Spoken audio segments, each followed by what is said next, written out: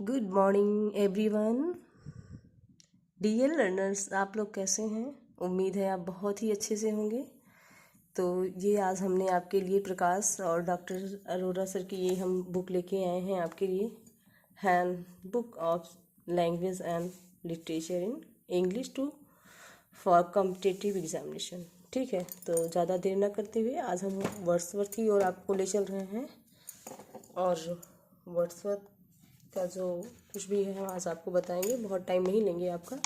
Please आपसे हम यही रिक्वेस्ट करेंगे कि आप अपना नोट्स बनाइए, लाइक या कमेंट करिए या ना करिए, लेकिन आप अपना नोट्स बनाते चलिए, जिससे कि ये हो जाए कि हाँ आपको कुछ मिला है। ठीक है ना, मेरे माध्यम से। ठीक है, तो बहुत देर ना करते हुए और एक मिनट,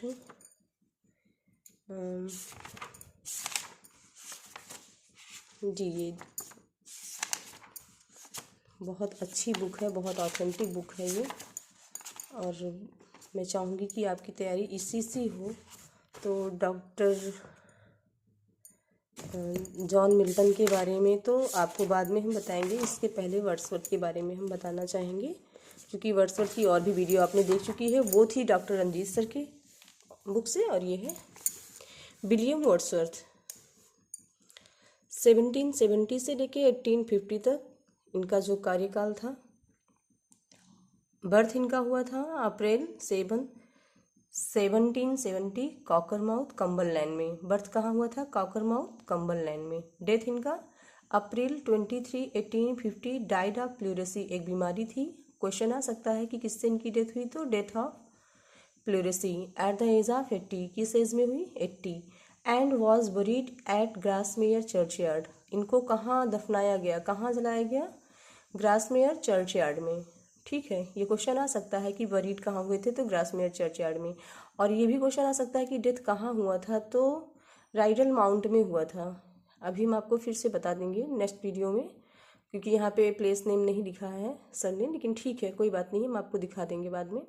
तो बर्थ इनका कहाँ हुआ था? कॉकरमाउथ कम्बरलैंड में। डेथ हुआ था राइडल माउंट में। किससे हुआ था? प्लूरेसी से। और 1880 एज में हुआ था। बरीड हुए थे ग्रासमेयर चर्चयार्ड में। फादर इनके जॉन वर्ड्सवर्थ थे, जो कि क्या थे? अटॉर्नी थे एट लॉ। मदर इनकी थी एना कुक्सन। सम फैक्ट अबाउट वर्ड्सवर्थ। तो आप थोड़ा जल्दी जल्दी, हम बहुत टाइम आपका नहीं लेंगे, आप केवल अपना नोट्स तैयार करते रहिए डॉक्टर अरोरा सर की बुक से। बहुत ऑथेंटिक बुक है, तो बस ज़्यादा टाइम नहीं लेंगे हम, लेकिन थोड़ा एक उम्मीद है आप ज़रूर लाइक और सब्सक्राइब कर दीजिएगा। अगर थोड़ा भी आपको पसंद आएगा तो, नहीं तो फिर ठीक ही है। Wordsworth was the second of the 5 children. 5 children में ये वर्ड्सवर्थ जो थे ना, ये सेकेंड नंबर पे थे। ठीक है, जैसे हम 2-4 भाई बहन होते हैं तो हम किस नंबर पे होते हैं, तो ये सेकेंड नंबर पे थे। किसमें? 5 चिल्ड्रन में। ही वॉज ऑफ मूडी, बहुत मूडी थे। वायलेंट टेम्पर थे। इनका जो माइंड था वो कैसा था? मूडी था, और बहुत ही वायलेंट टेम्पर के थे ये। इन 1778 में हिज मदर, उनकी जो माँ थी, डाइड, उनका डेथ होता है। वेन ही वॉज ओनली 8, और उस टाइम पे वे केवल कितने एज के थे? 8। क्वेश्चन आ सकता है कि जब वो 8 वर्ष के थे तो उनके साथ क्या घटित होता है, तो उनकी माँ की डेथ हो जाती है। ठीक। His relatives sent him to school at Hawkshead. जो उनके रिलेटिव्स थे मम्मी के मरने के बाद, उन्होंने उनको कहाँ भेज दिया? To school at Hawkshead, Hawkshead school में भेज दिया। इन 1787 ही joined at S T. John's college, और इन 1787 में उन्होंने सेंट जॉन्स कॉलेज को ज्वाइन कर लिया at the university of Cambridge. ठीक है, कैम्ब्रिज यूनिवर्सिटी में। हम आपको बताएंगे आगे चल के और भी वीडियो में, डॉक्टर रंजीत सर की बुक से भी बताएंगे, पढ़ाएंगे, लेकिन एक एक बुक की आप ऐसे बनाते चलिए। ठीक है ना, ये फैक्ट ही है जिससे आता है। Wordsworth teacher William taller. इनके एक टीचर थे जिनका नाम क्या था? William taller. उनसे बहुत प्रभावित हुए थे टू कंपोज पोएम, और उन्हीं के मतलब उनसे इंस्पायर्ड होने के बाद ही इन्होंने कंपोज किया था पोएम। मतलब उनसे ये बहुत इंस्पायर्ड हुए थे। किसके लिए? To compose poem, poem compose करने के लिए।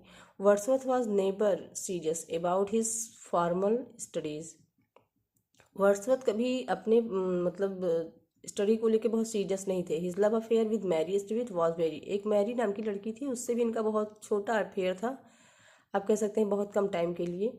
He wrote more than 500 sonnet, 500 से ज़्यादा इन्होंने सॉनेट लिखा था। Revolted against the precious artificial diction of the new classical poets, इनको जो है ना, जो ये मतलब न्यू क्लॉजिकल पोएट्स थे, इनकी जो डिक्शन थी, इनकी जो शैली थी, आर्टिफिशियल शैली थी, तो ये उसके लिए उसके अगेंस्ट थे, ये बहुत उसका विरोध करते थे कि ऐसा नहीं, मतलब लेखन शैली में बहुत बनावटीपन नहीं होना चाहिए, हमें अपने अकॉर्डिंग बहुत कॉमन लोगों के लिए, लैंग्वेज के लिए लिखना चाहिए, ठीक है। तो इसके लिए भी ये मतलब बहुत वो नहीं थे, हैं।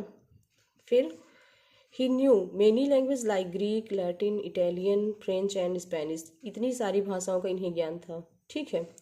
Michael Beaupuy was the first teacher in politics, politics में इनके जो फर्स्ट टीचर थे वो कौन थे? माइकल ब्योपी थे। According to Wordsworth poetry is spontaneous, poetry जो है इनके लिए क्या थी? स्पॉन्टेनियस थी, इनके अनुसार। किसके अनुसार? वर्ड्सवर्थ के अनुसार। Overflow of powerful feelings and it takes its origin from emotions, recollection and tranquillity. ये बोलते थे कि मतलब ये जो इसे बहने दो, जैसे पोएट्री है ना, तो स्पॉन्टेनियस ओवरफ्लो है अपने आप से, मतलब इमोशंस इसके लिए बहुत ज़रूरी होते हैं, भावनाएं बहुत ज़रूरी होती हैं, फीलिंग्स आनी चाहिए, तब जाके पोएट्री को हम कंपोज करते हैं। He also defined poetry as the breath and finer spirit of all knowledge, उन्होंने ये भी कहा कि the breath and finer spirit of all knowledge, ये पोएट्री है ना, the breath and finer spirit of all knowledge, it is the impassioned expression which is in the countenance of all science, ठीक है।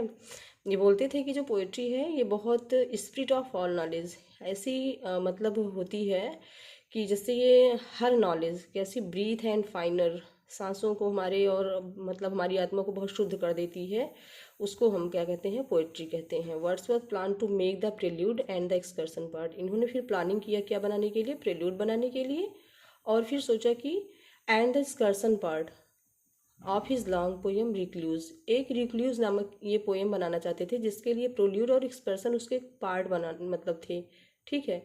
लेकिन क्या हुआ कि वो कभी कंप्लीट नहीं हुई। That will treat of nature, man and society, ऐसी पोएम थी जो ट्रीट करती थी किसको? नेचर को, मैन को, सोसाइटी के बारे में थी, बहुत अच्छी पोएम थी, लेकिन वो कंप्लीट नहीं हुई। द प्रिल्यूड और एक्सकर्सन ही इनका कंप्लीट हो पाया। The home at Grasmere was to be the first book of recluse, the home at Grasmere जो थी, ये जो रिक्लूज ये लिखना चाहते थे उसका फर्स्ट बुक होना था, लेकिन ऐसा हो नहीं पाया। But it was not publish till 1880, publish नहीं हुआ। The excursion was